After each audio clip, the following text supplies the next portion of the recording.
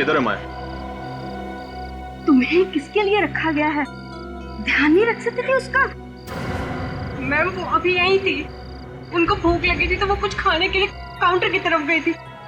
मुझे नहीं पता वो कहाँ चली गई अचानक से। अगर मेरी बीवी कहीं भी चली गई और उससे कुछ भी हुआ तो फिर देखना मैं तुम्हारा क्या हाल करता हूँ। अरे भैया आप इतना टेंशन क्यों ले रहे हो? भाभी यहीं कहीं होंगी, आप प्लीज रिलैक्स हो जाओ। मार डाला, उसने मार डाला। अन्ना, वो उसने मार डाला, उसने मार डाला, उसने मार डाला उसको। माया होश में आओ। किसने मार डाला और किसको? हाँ, अनुष्का ने ऋत्विक को मार डाला। उसने खून कर दिया उसका। क्या हुआ भाभी? क्या हुआ? तुम? हाँ भाभी, मैं तो जिंदा हूँ। इसकी लाश तो वहाँ पड़ी हुई है। मैं सच बोल रही हूँ। हाँ? लगता है इसे झटका लगा है। इसके दिमाग की हालत अभी ठीक नहीं है। अर्नव, प्लीज इसका दिमाग की इलाज किसी अच्छे डॉक्टर से कराओ। अर्नव, मैं बिल्कुल ठीक हूँ। अनुष्का तुम झूठ बोल रहे हो। मैंने तुम्हें देखा है। तुमने ऋत्विक का खून किया है। तुमने इसी गन से उसको मारा है। तुमने खून किया है ऋत्विक का। माया कुछ नहीं हुआ है, ये सिर्फ तुम्हारे दिमाग का वहम है। ये मेरा कोई वहम नहीं है। वहाँ ऋत्विक की लाश पड़ी हुई। तुम मेरे साथ चलो, मैं तुम्हें दिखाती हूँ। आ मेरे साथ। उसकी लाश वहीं पड़ी। हाँ, वहाँ पर है। मेरा विश्वास है, वो वहीं पर है।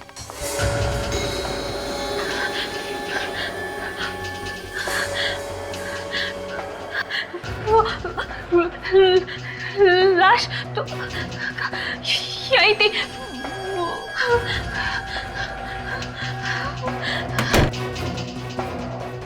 आज के दिन भी ये नाटक करने की क्या जरूरत थी तुम्हें? आखिरकार तुमने सारे मेहमानों के सामने हमारी इज्जत उछाल कर रखी थी। यही चाहती थी ना तुम? माँ रहने दो ना, आपको तो पता ही है भाभी की दिमागी हालत।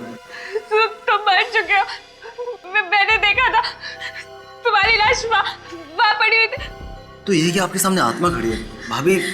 तुम्हारा चेहरा पूरा खून से लथपथ था। तुम्हें अनुष्का ने गोली मारी है। मैंने देखा था। मैंने गोली चलाई है। हाँ, तुमने गोली मारी है ऋत्विक को। मैंने खुद से देखा और फिर तुम कॉरिडोर में भाग गई। मैंने तुम्हारा पीछा किया। तुम्हारी ये गन पड़ी हुई थी। ये गन मैंने उठाई है। कम ऑन माया, मैं लोगों के साथ बाहर थी, अभी तुमने देखा ना, तो फिर मैं यहाँ कैसे आ सकती हूँ? माया जी, आप आराम कीजिए। यहाँ कुछ भी नहीं हुआ है। हुआ है, यहाँ ऋत्विक का खून हुआ है। अनुष्का ने ऋत्विक का खून किया है, मैंने देखा है। भैया आप भाभी को घर लेके जाओ। और भैया भाभी के हाथ से गन ले लो, कहीं किसी को गोली ना मारे। मैंने कोई गोली नहीं मारी है। ये गोली अनुष्का ने मारी है, उसने खून किया है। तुम लोग मेरी बात का विश्वास करो। माया गन दो। अनुष्का ने खून गन दो। किया। बस बहुत हो गया अभी। हाँ अब चलो मैंने बोला।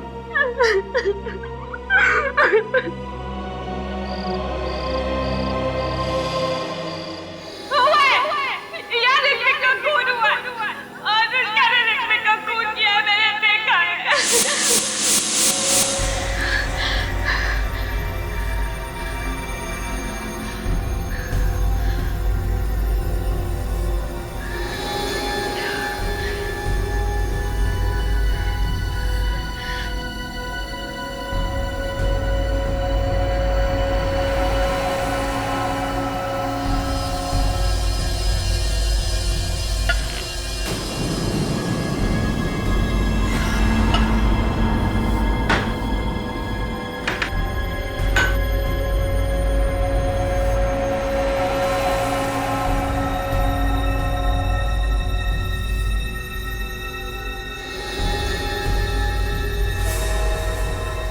अनुष्का,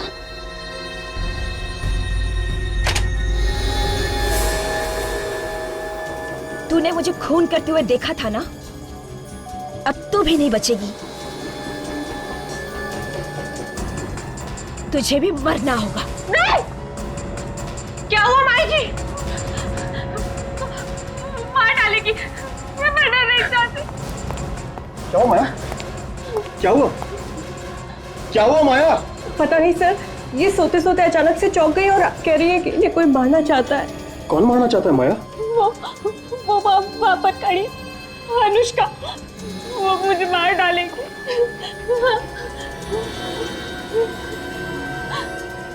कोई भी तो नहीं है बाहर। वो भी यही खड़ी थी, उसने मुझे मार देगी धमकी दी थी। आर्नव, तुम्हें कितनी बार कह चुकी हूँ कि तुम्हारी बीवी का दिमाग खराब हो चुका है। अब इसे घर में रखना ठीक नहीं है, इसे हॉस्पिटल पहुंचाओ। कैसी बात कर रही है मॉम? अरे कुछ नहीं हुआ उसको, ठीक हो जाएगी वो। जब इतने दिन तक ठीक नहीं हुई तो अब क्या खाक ठीक हो जाएगी? मैं झूठ नहीं बोली, आप लोग मेरा विश्वास कीजिए। वो मार डालेगी मुझे, मैं मरना नहीं चाहती। माया, ये वहम निकाल दो अपने दिमाग से प्लीज, और अभी सो जाओ। प्रिया, माया का ध्यान रखना।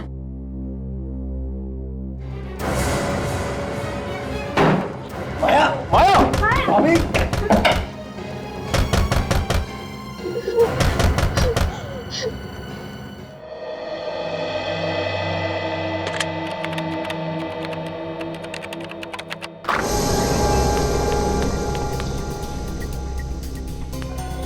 बचा लीजिए, मुझे बचा लीजिए। वो मुझे मार देगी, वो मुझे जान से मारना चाहती है। मुझे बचा लीजिए। देखो, घबराओ मत, घबराओ मत। अब तुम यहाँ पर आ गई हो ना, तुम्हें कोई कुछ नहीं करेगा। बैठो, बैठो। वो मुझे मार डालेगी, वो मार देगी मुझे। क्या नाम है तुम्हारा? कौन हो तुम? माया। माया। अच्छा माया, बताओ कौन मारना चाहता है तुम्हें? वो मेरे घर की खिड़की के बाहर खड़ी थी और उसके हाथ में गन भी थी। वो मुझे मार देगी। निखिल, जरा पानी लेकर आओ। मार देगी वो। उसके हाथ में गन थी और उसने तुम्हें मारा नहीं? मैं भाग के यहाँ पर आ गई। अच्छा माया, बताओ कौन है वो जिसने तुम पर गन तान के रखी थी? वो अनुष्का, एक खून कर चुकी है वो, और अब मुझे मारना चाहती है। अनुष्का? किसका किसका खून किया है अनुष्का ने? अपने बिजनेस पार्टनर ऋत्विक का खून कर चुकी। तुमने देखा खून होते हुए? तुम्हारे सामने हुआ? और उसके बाद उसने तुम्हें मारने की कोशिश की? सर, कुछ गड़बड़ है।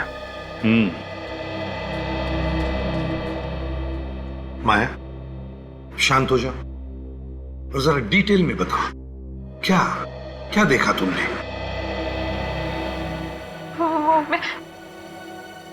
मैं ऋत्विक की बर्थडे पार्टी में गई थी और एक रिसोर्ट में। मेरी तबीयत कुछ ठीक नहीं थी, मुझे नींद सी आ रही थी, इसलिए मैं कमरे में सो गई। जैसे ही गोली चलने की आवाज सुनी, मैं और डर गई। मेरा सर चकरा रहा था, कुछ भी साफ साफ नजर नहीं आ रहा था। मैं और डर गई क्योंकि गोली की आवाज के साथ साथ किसी आदमी की चिल्लाने की आवाज भी थी। जैसे ही मैंने आंखें खोली और देखने की कोशिश की, मैं और भी डर गई। फिर कुछ समझ ही नहीं आ रहा था कि मैं वहां पर क्या कर रही हूँ। जैसे ही मैं दरवाजे पर पहुंची, ऋत्विक की लाश पड़ी थी। तब तक मुझे सब कुछ साफ दिखाई देने लगा था, इसलिए मैं ऋत्विक को उसके कपड़ों से पहचान गई, क्योंकि उसके चेहरे पर खून ही खून लगा हुआ था। इसलिए मैं मदद के लिए चिल्लाते हुए बाहर निकली। ये तो अनुष्का। अनुष्का, रुको अनुष्का। गन?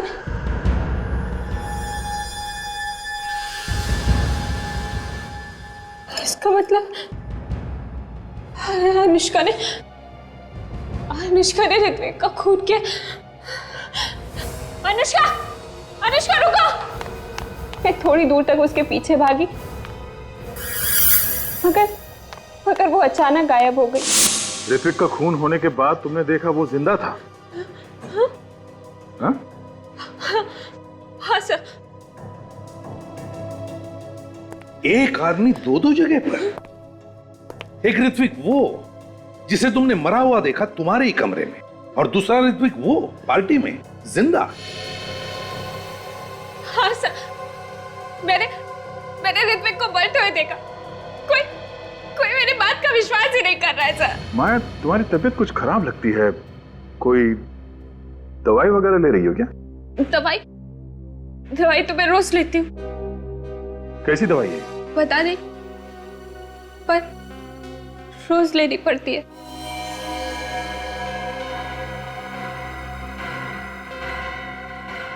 माया, हम तुम्हारे घर वालों से मिलेंगे।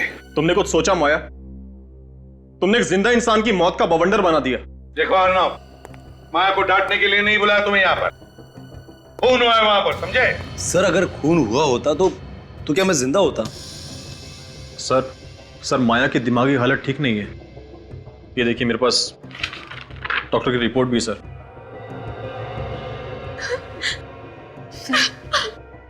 मैं माया जी को अंदर लेकर जाऊं? इन सब बातों से इनके दिमाग पर बुरा असर पड़ेगा। ठीक है, लेकर जाओ। काजल, ध्यान रखना इस बात। आइए।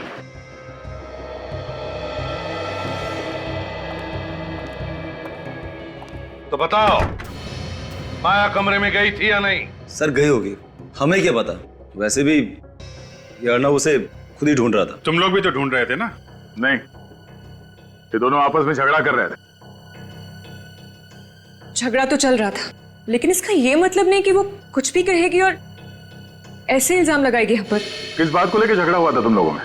वो ऋत्विक ने मुझसे कुछ पैसे लिए थे, आज तक लौटा नहीं पाया, तो इसी बात पर हमारे बीच झगड़ा हो रहा था। तुम भी तो गई थी ना माया के घर उसे मारने के लिए? नहीं सर, वो झूठ बोल रही है। मैं तो अपनी स्टूडियो में थी। कोई सबूत है? हाँ सर, गवाह भी है और सबूत भी। आप चाहते हैं तो मैं आपकी बात करवा दूंगी। ठीक है, सबूत भी देख लेंगे। ये बताओ, ये गन माया के पास आई कैसे? बोलती क्यों बंद है तुम तीनों की? कि माया सच तो नहीं बोल रही? खून हुआ है वहां पे, ऋत्विक का नहीं तो किसी और का। सर हम मानते हैं कि माया के हाथ में गन थी सर, लेकिन अगर उस कमरे में किसी का खून हुआ होता तो कम से कम वहां पे लाश तो मिलती, या फिर कमरे में कहीं ना कहीं खून के धब्बे तो मिलते सर। ठीक है, इस बार हम तीनों को छोड़ रहे हैं, लेकिन ध्यान रखना अगर जरूरत पड़े तो फिर से बुला लेंगे। जी सर। जा सकते हो तुम लोग।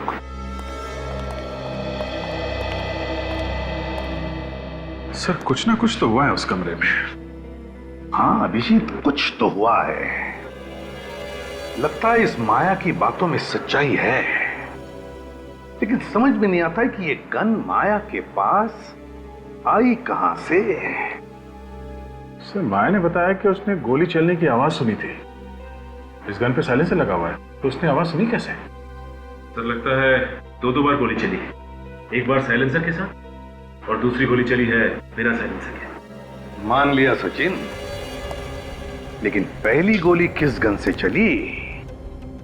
साइलेंसर वाली गन से या बिना साइलेंसर वाली गन से? वहां जो कुछ भी हुआ है उस होटल के कमरे से ही पता चल जाएगा।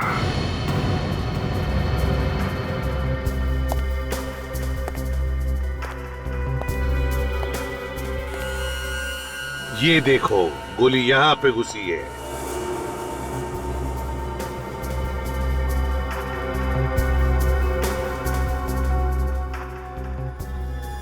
वहां भी अंधाधुंध गोलियां चली है सचिन।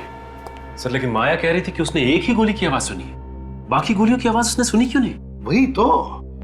और तो इतना बड़ा रिसोर्ट है, सैकड़ों लोग यहाँ पर काम करते हैं, फिर भी किसी को पता कैसे नहीं चला कि यहाँ पर खून हुआ है, इतनी गोलियां चली है?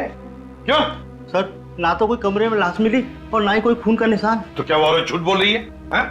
उसने अपनी आंखों से देखा ना खून होते हुए?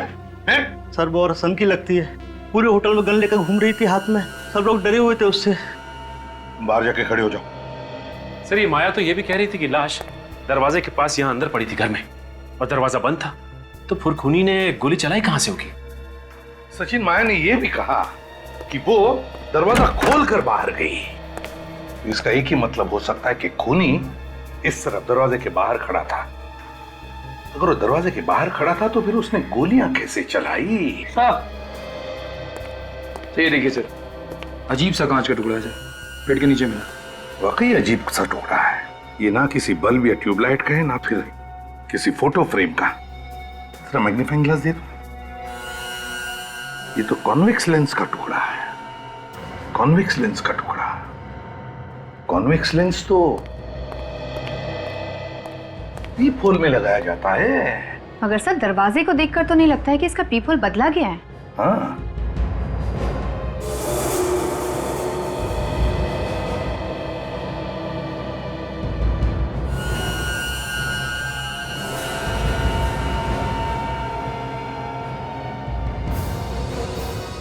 राजल, ना सिर्फ पीप होल बदला गया है बल्कि ये दरवाजा भी बदला गया। दरवाजा बदल दिया क्या? हाँ, दरवाजा भी बदला है।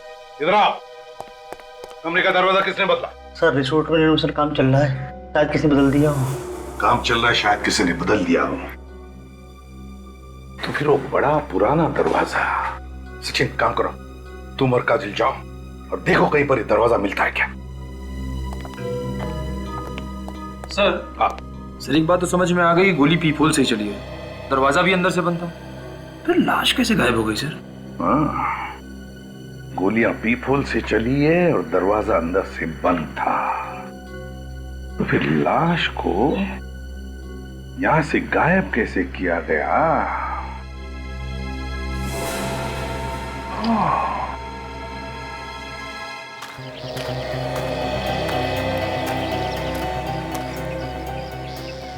निखिल, खूनी अगर लाश को ले गया होगा तो यहीं से, इसी खिड़की के रास्ते से ही ले गया होगा, क्योंकि अगर मेन दरवाजे से लेके जाता तो कोई ना कोई उसे देख लेता।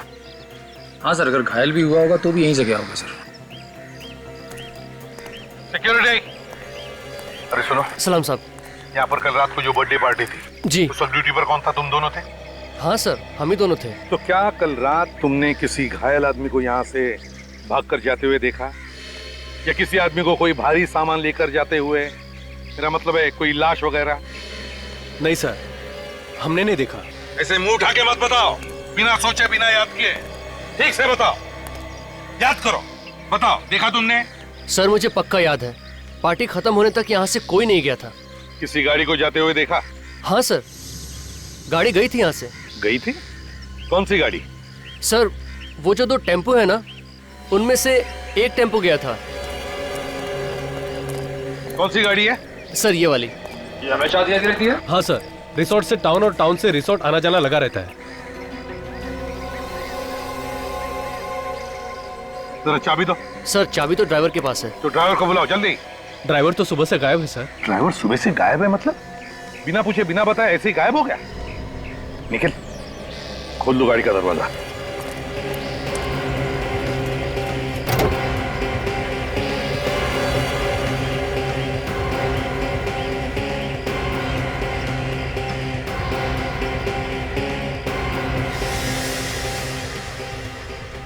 गाड़ी तो एकदम साफ कर दी है। सर ड्राइवर ने बिना पूछे गाड़ी धुलवा डाली थी, उसकी वजह से उसे मैनेजमेंट से बहुत डांट पड़ी थी। बिना पूछे उसने गाड़ी धुलवा दी? जी। अगर कोई खून या उंगलियों के निशान हो तो वो भी धुल गए होंगे।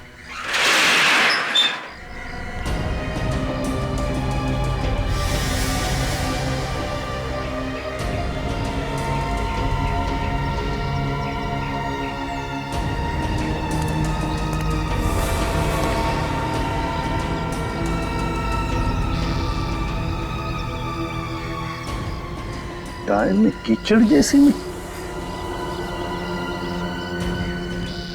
ये कहां से आ गई? इसका एक ही मतलब है, ये गाड़ी किसी ऐसी जगह पे गई थी जहां पर इस तरह की मिट्टी है। निखिल सर, ये मिट्टी उठाओ। सर। लाश इसी गाड़ी में ले जाई गई थी। कहां पर ये तो ये मिट्टी ही बताएगी। भाई साहब इधर सुनिए जी। अच्छा ये बताइए कि ये इस होटल के जो पुराने फर्नीचर्स हैं वो सब कहाँ रखे जाते हैं? इस होटल के पुराने फर्नीचर यहाँ पे रखे जाते हैं।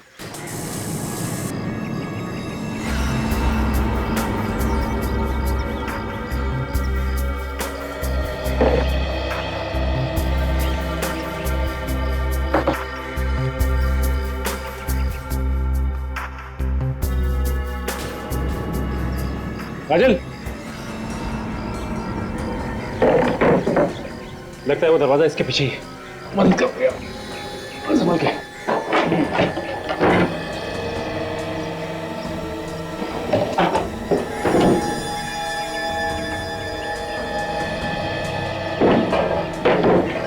ये देखो,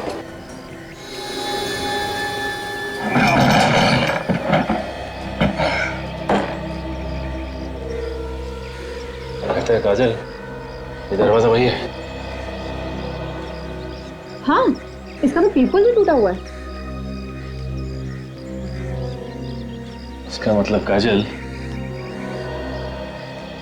गोली यहीं से चलाई गई है।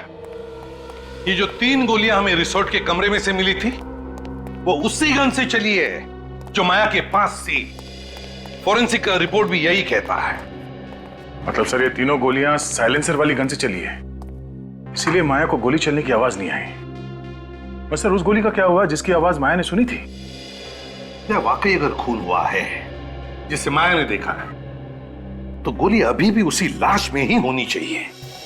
मगर सर लाश कहां पर है? खूनी को वहां से लाश ले जाते हुए किसी ने देखा कैसे नहीं?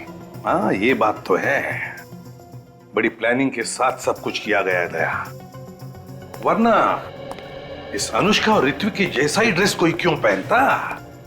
हाँ सर, और ये सब इसलिए किया गया ताकि माया को किसी तरह से ये खून होते हुए दिख जाए और उसका दिमाग खराब हो। मगर सर कोई माया को पागल क्यों बनाना चाहेगा? कोई ना कोई तो वजह जरूर है, कोई ना कोई तो वजह है। एक बात और सर, अगर ये सब एक प्लान था तो हो सकता है जो आदमी मारा गया है उसे मालूम ना हो कि उसकी मौत होने वाली है। वो तो बेचारा कोई छोटा मोटा एक्टर होगा जो इसमें फंस गया। हाँ बेचारा, इस खूनी ने उसे झूठ बोलकर पटा लिया होगा सर। उसने बताया होगा कि कोई नाटक करना है जिसमें ऋत्विक के कपड़े पहनने हैं और फिर सचमुच गोली मार दी उसे। मगर सर एक बात अभी तक समझ में नहीं आ रही है, वो आदमी सचमुच मर चुका है या फिर सिर्फ घायल हुआ है? और एक बात, वो लड़की जिसने अनुष्का जैसी ही ड्रेस पहनी थी, वो ड्रेस आई कहां से? अब अनुष्का 2 ड्रेस तो नहीं बनाएगी बिल्कुल वैसी की वैसी ही। इस अनुष्का से पता लगाना चाहिए कि उसने वो ड्रेस कहां पर बनवाई थी।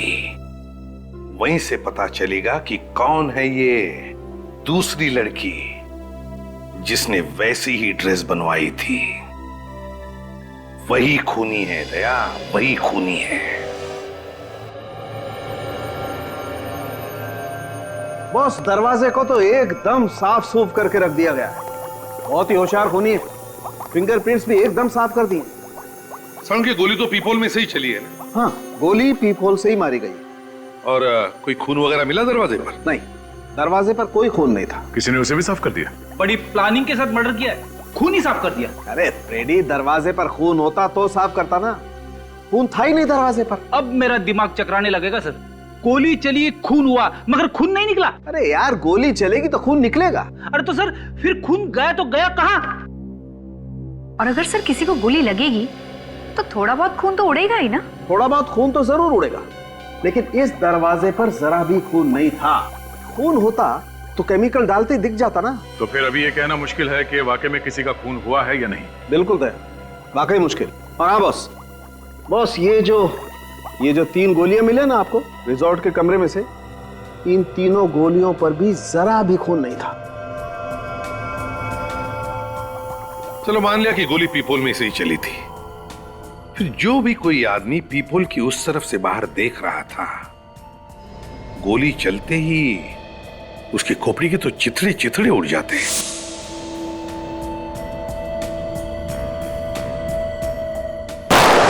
सर ये भी तो हो सकता है कि खोपड़ी के छितड़े ना उड़े हो और गोली अभी भी उसकी खोपड़ी में हो जिसे गोली लगी। हो सकता है, बिल्कुल हो सकता है। सर जो मिट्टी आप लोगों को टेम्पो के टायर में से मिली है वो समुद्र के किनारे की है।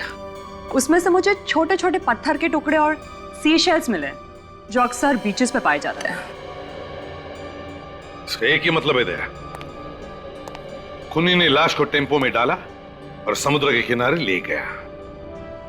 रिसोर्ट के आसपास जो भी बीच है लाश वहीं पे मिलेगी।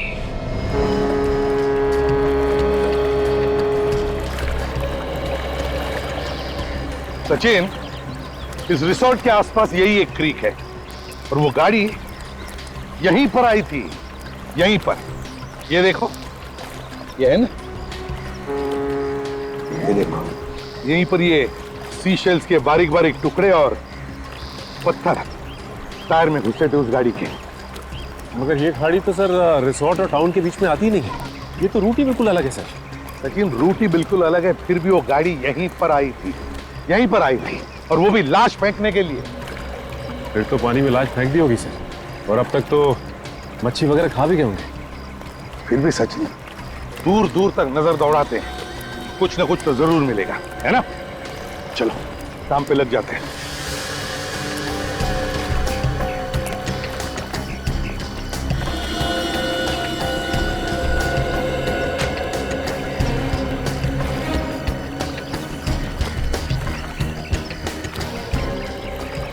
हाँ सचिन, कुछ नहीं सर।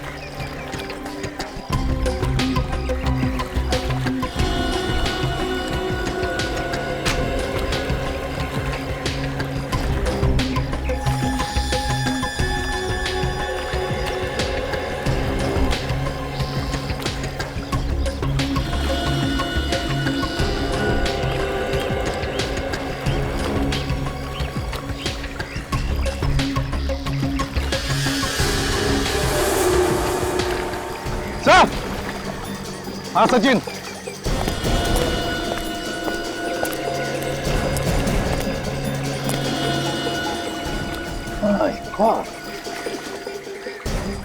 लाश इसे पलटा था।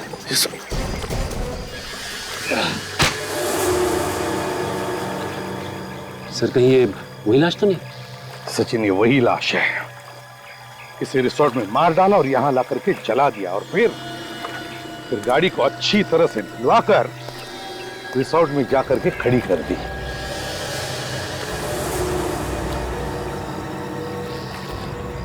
सर। हाँ सचिन,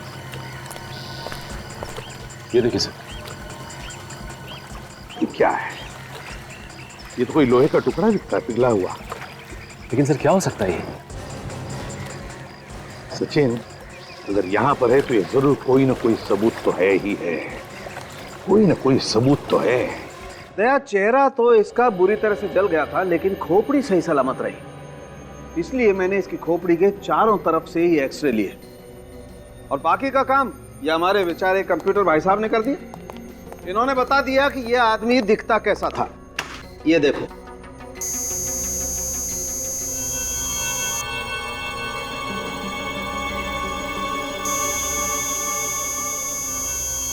चलो, अब तो माया के परिवार वालों में से कोई तो इसे पहचान ही लेगा।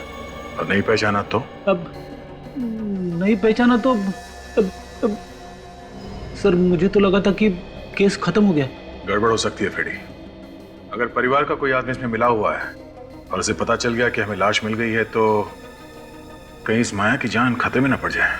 मगर सर इस आदमी के बारे में पूछताछ तो करनी पड़ेगी। ये है कौन और इसे ऋत्विक जैसे कपड़े क्यों पहन रखे थे? देखो भाई, मैं आप लोगों को इतना तो बता सकता हूँ कि इस आदमी की उम्र 35 से 40 साल के बीच में थी। कुछ और पता चला डॉक्टर साहब? हाँ दया, इस आदमी की कलाई की रिस्ट की हड्डी टूटी हुई थी, ये देखो, और इसने प्लास्टर लगाया हुआ है। प्लास्टर लगा हुआ है? मतलब हड्डी अभी अभी हाल ही में टूटी होगी? बिल्कुल। तो किसी हॉस्पिटल में जाके उसने प्लास्टर लगवाया होगा। इस हॉस्पिटल को हम लोग ढूंढ सकते हैं। हाँ सर, इस आदमी के खोपड़ी में से जो गोली मिली थी वो इस गन से नहीं चली, और जो पिघला हुआ लोहे का सामान मिला था वो एक्चुअली एक गन थी। अच्छा, तो जो 3 गोली चली उस कमरे में वो इस गन से चली थी जो माया के पास थी, जिसपे साइलेंसर लगा हुआ था। इसीलिए उसे गोली चलने की आवाज सुनाई नहीं दी। और जिस गन से खून हुआ है उसे पिघला दिया गया, जिसकी आवाज माया ने सुनी। मगर गन को पिघलाना इतना आसान नहीं है।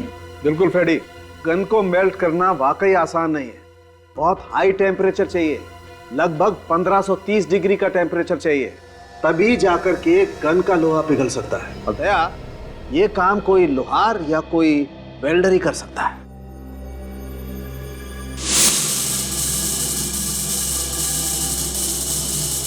सर, एक वेल्डर रिसोर्ट में ग्रिल का काम कर रहा था।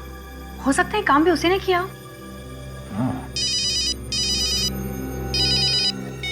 हाँ निखिल,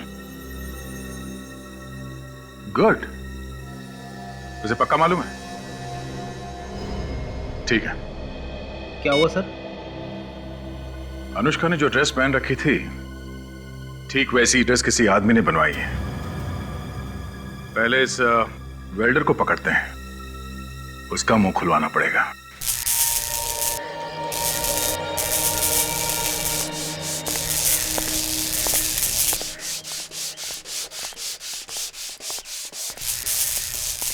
जी सर।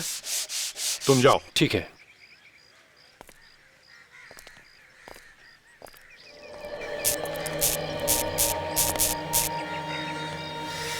अरे सर, आप खूनी का पता चला? नहीं, अब तक पता नहीं चला, लेकिन बहुत जल्दी पता चल जाएगा। साहब, खूनी जरूर पकड़ा जाना चाहिए।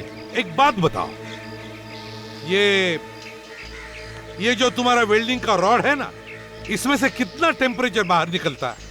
पता नहीं साहब, मगर आप ये सब क्यों पूछ रहे हैं आप? नहीं, एक गन का हलवा बनाना है। गन? हाँ। कैसी गन? मैं किसी गन के बारे में नहीं जानता। सचिन, जरा बता दो गन। हाँ, ये बताओ कि जिस रात खून हुआ उस रात तुमने किसी की गन मेल्ट की थी? हाँ, की थी। किसकी गन थी वो? मालूम नहीं साहब। सर, इससे पहले कि कोई आ जाए, इसको अपना कमाल दिखा दो। ठीक कह रही हो काजल तुम। ये क्या कर रहे हो साहब आप? अरे साहब, गोली चल जाएगी साहब, गोली चल जाएगी। सर, गोली मत चलाना सर। ये क्या कर रहे हो साहब आप? ये मर जाएगा उस आदमी की तरह। साहब, गोली चल जाएगी साहब। मर गया, मर गया, मार डाला, मार डाला, मर गया। पता चला गोली कैसे चलती है? बिना गोली चले कैसे दर्द हुआ? सोचो उसे कितना हुआ होगा दर्द जिस पर ये गोली चली थी। बर्थडे पार्टी में आई थी वो साहब, ज्यादा उम्र नहीं थी उसकी, जवान थी साहब। कौन हो सकती है वो औरत? कौन हो सकती है? साहब, पार्टी के बाद एक आदमी ने उसको आवाज लगाई थी और पूछ रहा था कि माया को तुमने अकेला क्यों छोड़ दिया? तुम पहचान लोगे उसे? हाँ साहब।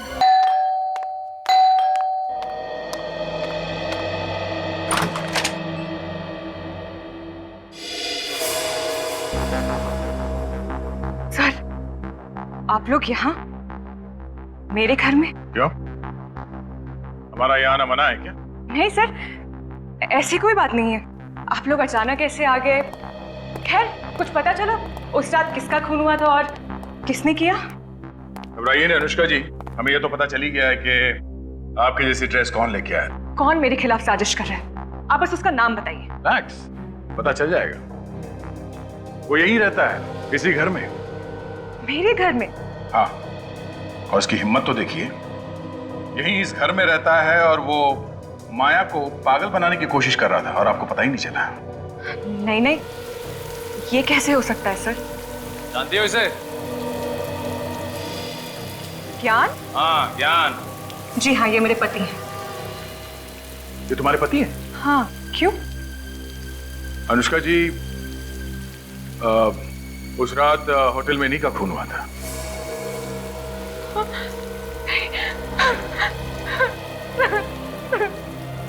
ये बात आपको पता कैसे नहीं कि उस रात को उस बर्थडे पार्टी में आपके पति भी? ये कैसे हो सकता है? ज्ञान तो यहाँ था ही नहीं, वो तो एक हफ्ते पहले ही यूएस गया था। पर वो यूएस गया ही नहीं, क्योंकि वो भी इस प्लान में मिला हुआ था, पर उसे अंदाजा नहीं था कि इस सब में वो खुद मारा जाएगा। ज्ञान के दोस्तों का एड्रेस या टेलीफोन नंबर मालूम है आपको? तो प्लीज बताइए। जी सर, मैं आपको ज्ञान के खूनी को ढूंढने में जरूर मदद करूंगी। सर, देखने में बहुत शरीफ लग रही थी, कोई कह नहीं सकता कि वो ऐसा काम कर सकती है। हाँ निखिल, कुछ लोग जैसे दिखते हैं वैसे होते नहीं हैं।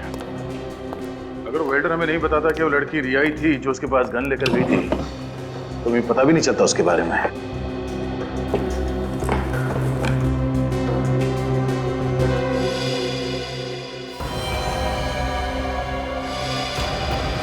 ये रिया किसी एक डॉक्टर के पास नहीं जाती थी, अलग अलग डॉक्टरों के पास जाके अलग अलग दवाइयां लिखवा कर लाती थी।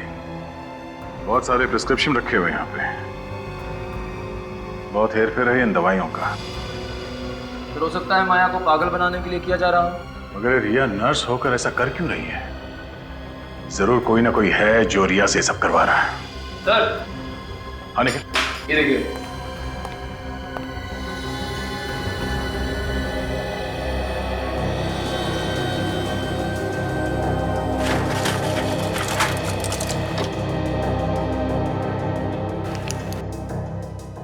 दवाइयों में नाम नहीं लिखा है। सर, इंजेक्शन भी बहुत सारे हैं सर, हो सकता है दवाइयाँ नकली हो।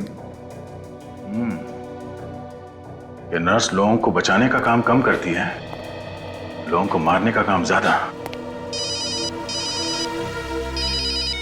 हाँ सचिन, इस रिया का मोबाइल के बारे में पता चला? उसकी लोकेशन क्या है? नहीं पता चला। अच्छा, मालूम हुआ कि वो ज्यादा किससे बात करती थी? हाँ, क्या नाम है उसका? ज्ञान। ठीक है, इस ज्ञान का एड्रेस निकालो। निखिल सर, ये सारी दवाइयां उठा लो। Okay sir. ये दवाइयां हमारे लिए सबूत का काम करेंगी। सच बोल रहे हो? वाकई मालूम नहीं तुम्हें विज्ञान क्यों रुका था होटल के कमरे में? नहीं सर, नहीं मालूम। ज्ञान ने तो कहा था कि वो कहीं 7 दिनों के लिए बाहर जा रहा है अपनी पत्नी अनुष्का के साथ, कहीं इंडिया से बाहर। ये ज्ञान तुम्हारा दोस्त था ना? नहीं सर। सर, जिस ट्राई स्टार होटल में ज्ञान ठहरा हुआ था उसका मैनेजर आ रहा है सर। गुड। तो उसने अपने सारे प्लान दबा के रखे हुए थे, इसीलिए किसी को कुछ नहीं बताया। Manager try star hotel? हाँ सर, मेरा नाम कंसाकिया है, मैं ही होटल ट्राइस्टर का मैनेजर हूँ। बस तो जल्दी से ज्ञान के बारे में क्या जानते हो बताओ। ये देखिए सर, ये उस टैक्सी का बिल है जिस टैक्सी में होटल का ड्राइवर ज्ञान को ले जाता था। सुरती नगर खान? तुमने ड्राइवर से पूछा नहीं कि ज्ञान वहां पे क्या करने जाता था? पूछा था सर, पर उसे कुछ नहीं मालूम। उसे वो जगह तो मालूम होगी ना जहाँ पे वो ज्ञान को छोड़ता था? हाँ, ये उसे जरूर पता होगा। बस तो वहीं पे पता चलेगा कि ये सारा मामला है क्या। ये फैक्ट्री तो बंद पड़ी है, फिर ज्ञान यहाँ क्या कर रहा था? अरे आप लोग कौन हैं और यहाँ क्यों आए? हम लोग सीआईडी से कुछ पूछताछ करने आए। पर मैंने तो कोई गुनाह नहीं किया है। वैसे आप हैं कौन? हर्षवर्धन, इस फैक्ट्री का मालिक। हर्षवर्धन जी, जरा ये देखिए, आप इस आदमी को पहचानते हैं? ये तो ज्ञान है, इसे क्या हुआ? इसका खून हो गया। खून? किसने किया सर? वही पता करने की कोशिश कर रहे हैं हम लोग। वैसे आप ज्ञान को कैसे जानते हैं? सर, ये मेरी भतीजी माया का पति था। क्या? माया का पति? आप होश में है ना? माया का पति कोई और है, वो जिंदा है। देखिए साहब, आपको कुछ धोखा हुआ है। माया का पति यही है और आज ये मेरे पास आने वाला था जायदाद के पेपर्स लेने। किस जायदाद के पेपर्स? वही जो माया की है। ये सब जायदाद का चक्कर है। हर्षवर्धन जी, आप हमारे साथ ब्यूरो चलिए, वहीं दूध का दूध और पानी का पानी हो जाएगा। अर्नव, तुम माया के पति हो? तो फिर ज्ञान कौन है? ज्ञान? कौन ज्ञान? माया का पति। अरे माया का पति मैं हूं, मैं। और आप कैसे अंकल हैं? मैंने तो आज से पहले आपको कभी देखा ही नहीं। बंद करो तुम लोग ये नाटक। क्या है सब? ये सब जायदाद पाने का चक्कर है। धन के पीछे पड़े सब लोग। माया को जबरदस्ती पागल बनाया जा रहा है ताकि कोई उसका पति बनकर उसकी जायदाद लूट सके। खुद ही देख लो।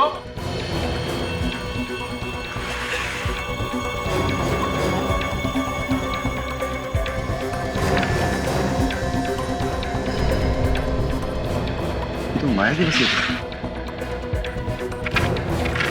ये सारा झंझट इसी वजह से हो रहा है। इसी वसीयत की वजह से हुआ ये सब। क्या लिखा है इसमें? लेकिन सर, माया ने मुझे इसके बारे में कभी भी नहीं बताया। मुझे भी मेरे वकील ने ही बताया सर। और अचानक एक दिन ज्ञान कहीं से आया और कहने लगा कि माया की तबीयत बहुत खराब है और मैं ही उसका पति हूं। और कोई है माया के परिवार में? माया और उसकी चचेरी बहन मीनाक्षी के अलावा और कोई नहीं है परिवार में। और मीनाक्षी की कई साल पहले पानी में डूबकर मौत हो चुकी है। मैं भी उसका दूर का चाचा हूं। तो इस वसीयत से फायदा किसको होने वाला था? और किसे सर? माया को। मीनाक्षी तो मर चुकी है। मीनाक्षी की लाश मिली थी? वो मुझे नहीं पता सर। और हो सकता है मीनाक्षी अभी भी जिंदा हो और ये सब उसी ने किया है जायदाद के लिए। मगर सर कोई ना कोई तो बीच में होगा ही जो माया को भी जानता होगा और मीनाक्षी को भी। हाँ, कोई ना कोई तो जरूर है दया जिसने ये सब चक्कर चलाया है। सर अब इन दोनों को अरेस्ट कर लेते हैं, यही बताएंगे हमें। मगर हमें क्यों? सर हमने क्या किया? ज्ञान का खून और माया को ड्रग्स देकर पागल बनाया तुम लोगों ने। किसके कहने पर किया ये सब? वकील साहब, आदमी को अगर पैसे सपने में भी दिख जाए ना तो उसके मुंह से पानी टपकने लगता है। लालचियों ने मेरी भतीजी माया को पागल बना दिया। मगर इस बात की सजा तो उन्हें मिल चुकी है ना? सजा तो मिल चुकी है वकील साहब, मगर इसका मतलब ये तो नहीं कि माया ठीक हो जाएगी। आप ठीक कह रहे हैं सर, इतनी आसानी से नहीं। अब तो वकील साहब, अब यही एक बंद पड़ी हुई आखिरी फैक्ट्री मेरी जायदाद में बची है। इसे भी बेचकर मैं सारा पैसा ट्रस्ट में जमा करा दूंगा। You are right sir. अब आपका कोई और रिश्तेदार भी तो है नहीं जो इस जायदाद का वारिस बन सके। है। मैं हूँ वारिस। कौन हो तुम? मैं मीनाक्षी हूँ, माया की बहन, जिसे आप लोग मरा हुआ समझ रहे थे। मीनाक्षी?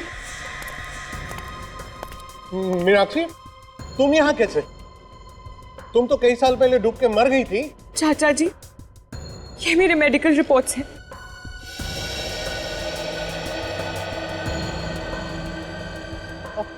अब तक सामने क्यों नहीं आई?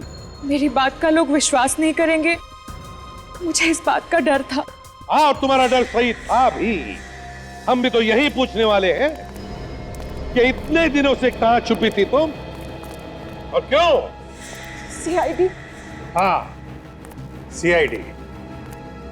तुम्हें लगा कि ऋतिक और अर्णव ये तो पकड़े जा चुके हैं, केस खत्म। अब तुम खुल के सबके सामने आ सकती हो। यहाँ आने का रास्ता भी हमने ही खोला है।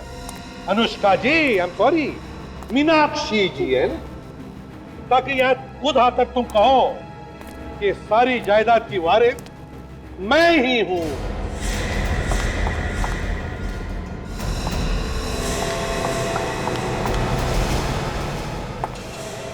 सीआईडी से तेज तुम नहीं भाग सकती अनुष्का, और इस गन से निकली हुई गोली से तेज तो तुम भाग ही नहीं सकती। गोली कितने स्पीड से निकलती है मालूम है तुम्हें? 1 सेकंड में 900 किलोमीटर। जब स्पीड ही नहीं मालूम तो भागी क्यों?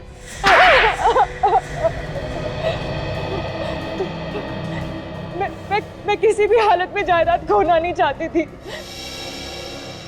जायदाद की याद से ही मेरा दिमाग खराब हो जाता था। तुम्हारा पति ज्ञान भी मिला हुआ था इसमें? नहीं सर, वो तो बस मेरा नाम का पति था तो मेरा गुलाम। सुना, अपने पति को गुलाम कह रही। एक जमाना था जब औरतें अपने पति को भगवान मानती थी सर, और ये तुमने अपने पति ज्ञान को ऋत्विक के कपड़े पहना दिए और फिर उस पर गोली चला दी। उस बेचारे को पता भी नहीं चला होगा कि मौत कब आ गई। आधी जायदाद तो तुम्हें वैसे ही मिल जाती, तो फिर उस बेचारी माया को पागल बनाने की क्या जरूरत थी? मुझे पूरी जायदाद चाहिए थी। आधी जायदाद भी तो करोड़ों रुपयों की है। बचपन में ही मेरे माँ बाप मर गए थे। मुझसे सब कोई नफरत करता था, सब माया को ही प्यार करते थे, और ये सब देखकर मैं अंदर ही अंदर रोती थी सर। तो तुमने माया को पागल बना दिया, ऊपर से अपने पति का भी खून कर दिया। अब जिंदगी भर जेल में सड़ते रहना, फांसी का ऑर्डर आने तक।